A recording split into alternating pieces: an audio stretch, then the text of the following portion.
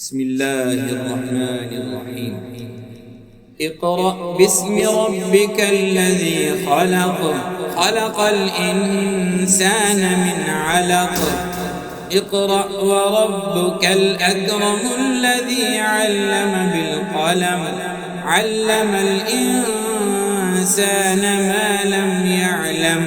كلا إن الإنسان ليطغى أن رآه استغنى إن إلى ربك الرجعى.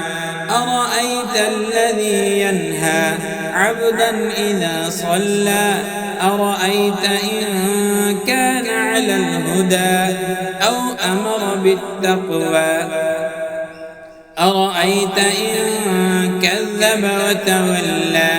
ألم يعلم بأن الله يرى؟